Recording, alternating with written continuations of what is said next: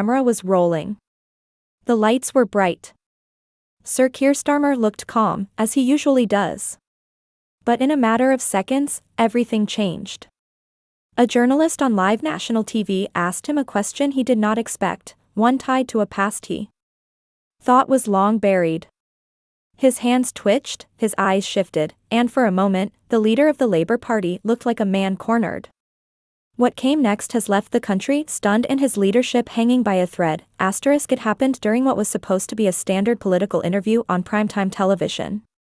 Keir Starmer had appeared on the show to discuss Labour's latest campaign promises, focusing on the economy, healthcare, and the upcoming general election. He was confident, sharp in his words, and clear in his message. The host asked the usual questions, about inflation, about the NHS, about working-class support. Everything was going smoothly, until it wasn't. Then came the curveball. The journalist leaned forward and said, "Sir Keir, you've spoken often about honesty in politics. But what do you have to say about your involvement in the case from 2008, when you were Director of Public Prosecutions and decided not to reopen an internal investigation that many now claim was mishandled?" The room fell silent for viewers. It felt like the air had been sucked out of the studio.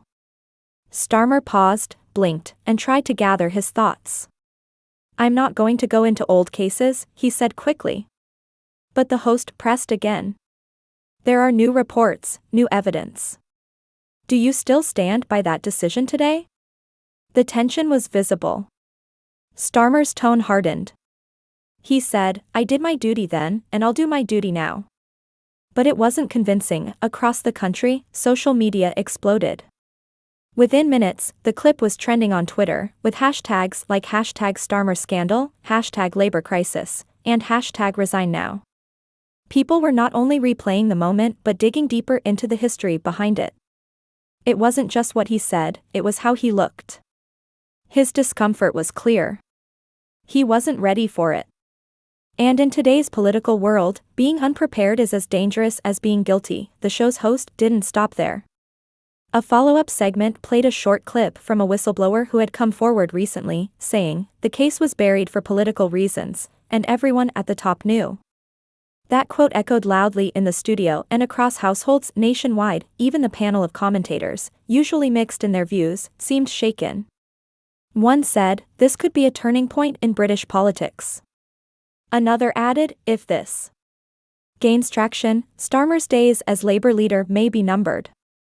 In just a few minutes of live TV, the tone of the entire Labour campaign shifted. What began as a chance to boost confidence in the party's future became a deep blow to its leader's credibility. No one expected this. Not the producers. Not the public. And definitely not Keir Starmer. That single moment on air lit a fire. Under months of quiet rumors, silent critics, and buried headlines. Now, everything is out in the open, and this was only the beginning. The moment on live TV wasn't just a bad interview, it was a door being kicked open. Viewers wanted to know what the journalist meant by the case from 2008.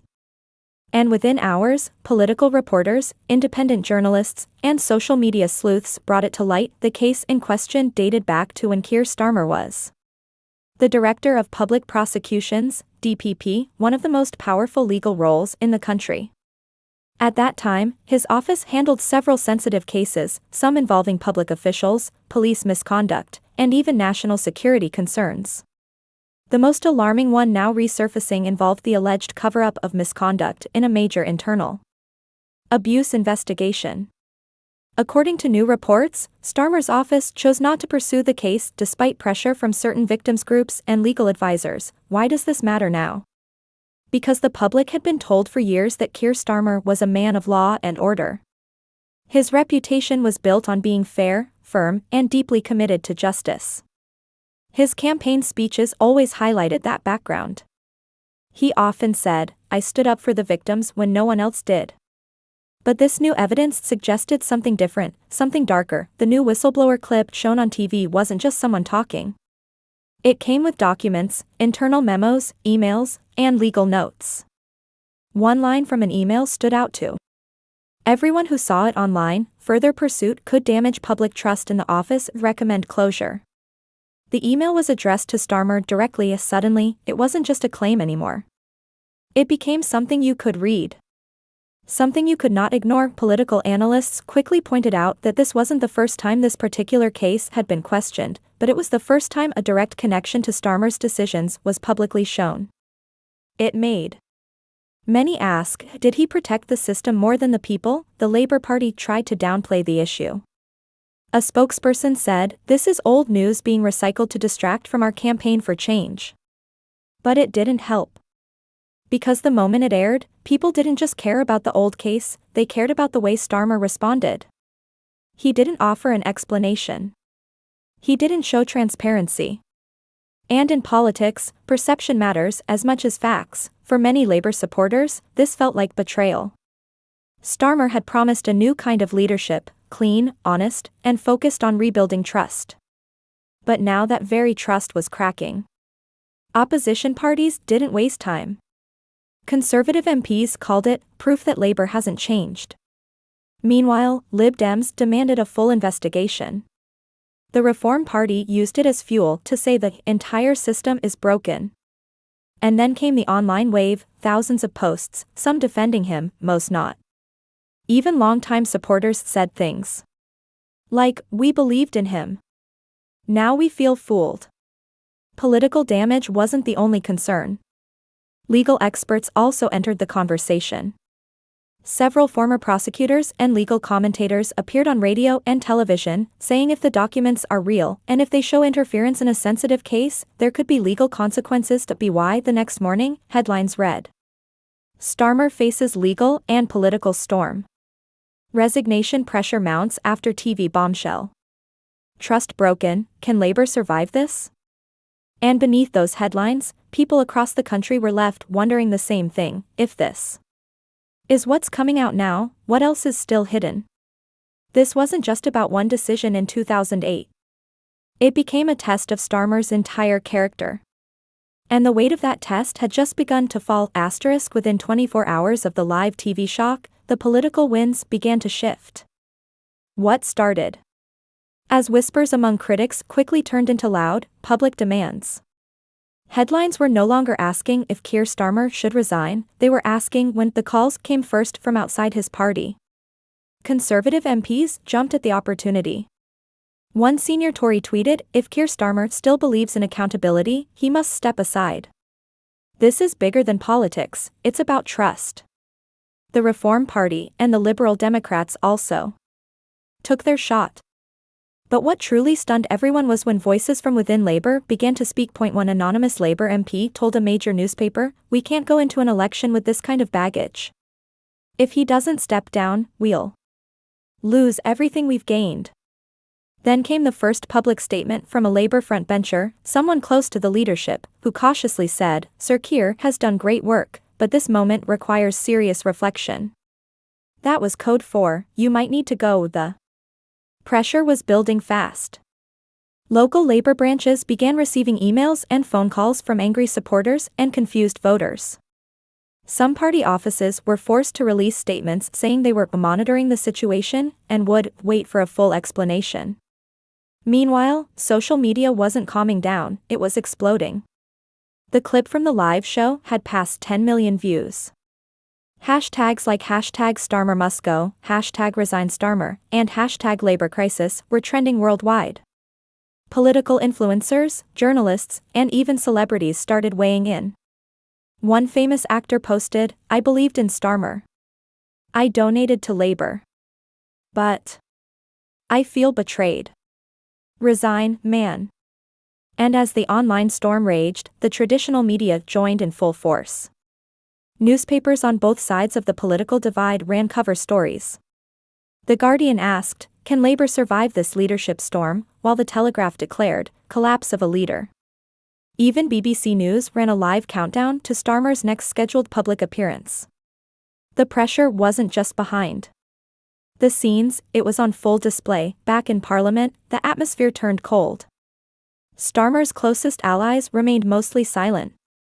Some refused interviews altogether. Others repeated carefully written statements. Behind closed doors, rumors swirled of emergency meetings. Was a leadership vote being discussed? Could someone challenge him?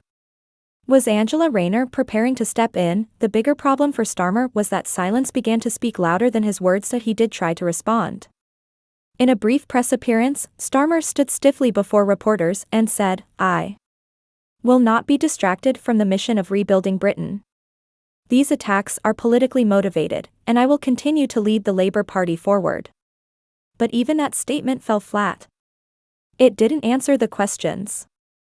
It didn't clear his name.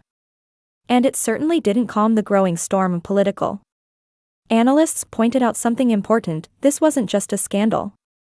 It was a moment of momentum loss. The Labour Party had been rising in polls. People were starting to believe they could win the next election. But now, they were watching their leader become the story, and not in a good way. When a party's own MPs start fearing for their seats, they don't stay loyal for long. That's exactly what began happening.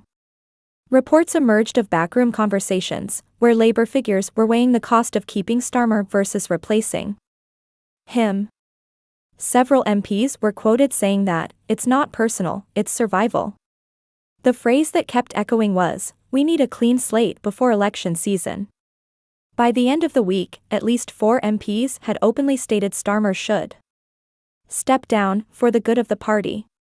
Labour's internal unity, once its greatest strength, was now cracking fast. People were watching one of the most disciplined political leaders in recent times face the biggest test of his career. And it wasn't the opposition tearing him down, it was gravity. The weight of doubt, disappointment, and past decisions was pulling him toward the edge. Now, all eyes were on the next move. Would he fight back? Would he step aside? Or would the party force him out? Everything was hanging in the balance. With pressure mounting by the hour, the future of the Labour Party now hangs on one question: will Keir Starmer survive this storm, or will someone else lead the charge into the next general election? Behind closed doors, senior party members are already preparing for both outcomes. If Starmer refuses to resign, insiders fear an ugly internal war, one that could fracture the party right before one of the most important elections in decades. But if he steps down, the party faces a new challenge: finding a leader strong enough, clean enough, and popular enough to restore public trust. Almost overnight, the list of possible replacements has already begun circulating across media channels and political chat rooms. Angela Rayner is the most talked about name. As the current deputy leader of the Labour Party, she has the authority and grassroots support to step up quickly. Her working-class background and tough public image give her an edge with many traditional Labour voters. But she's not without controversy. She's faced scrutiny over past expenses and media missteps, which could become an issue in a high-pressure campaign. Rachel Reeves, the Shadow Chancellor, is another potential frontrunner. She's seen as competent, calculated, and ready for policy debates. Reeves has spent months building Labour's economic credibility, which makes her a steady hand, but critics say she lacks charisma and doesn't connect with average voters as deeply. Wes Streeting, the Shadow Health Secretary, is younger and media savvy. He's earned attention for his strong stances on NHS reform and social care. Some see him as the future of Labour's modern wing, while others think he's too ambitious, too soon. Still, his name is on the shortlist. Other names like Yvette Cooper, Lisa Nandy, and even David Lammy have been quietly floated as unity candidates, figures who may not lead with fire, but could pull the party back together in the wake of a bruising scandal. But leadership is just one piece of the puzzle. The real issue now is party fallout. Labour had been steadily climbing in the polls, narrowing the gap with the Conservatives.